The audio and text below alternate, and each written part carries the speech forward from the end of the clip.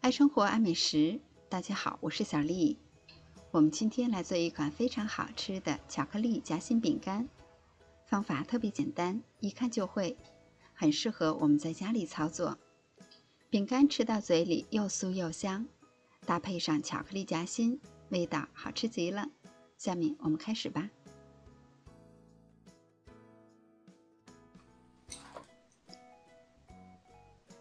在大碗中准备150克的低筋面粉，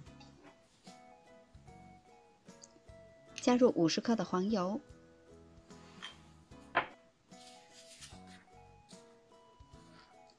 我们可以像这样先把它抓拌均匀，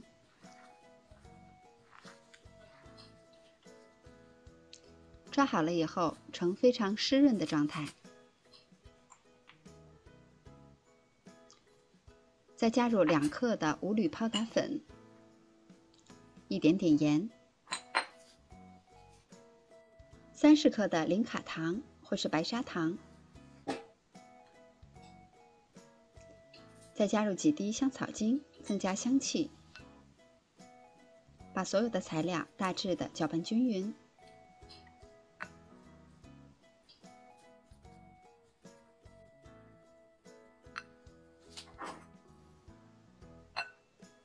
再分多次的加入1个鸡蛋液，鸡蛋液的量我们可以根据自己的实际情况来适量的增减。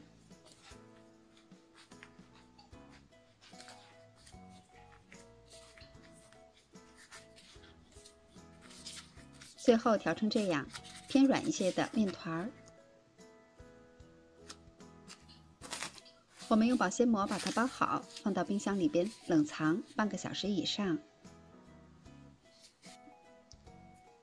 时间到了以后，在案板上少铺一些干面粉防粘。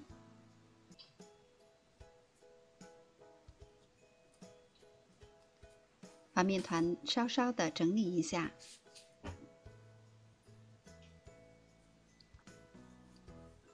再擀成厚度大约为4毫米左右的薄片，切去边缘不规则的部分。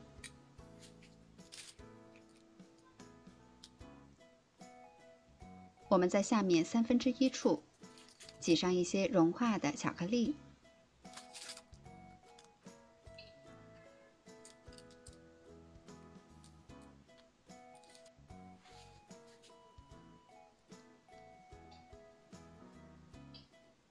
再像这样把它叠起来，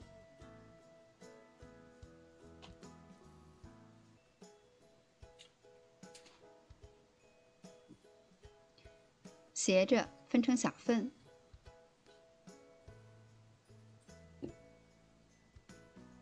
这样一个饼干的生胚就做好了。把做好的生胚都摆放到烤盘中，烤箱需要提前预热5到10分钟，上下火180度烤20分钟左右，烤到饼干上色均匀就可以出炉了。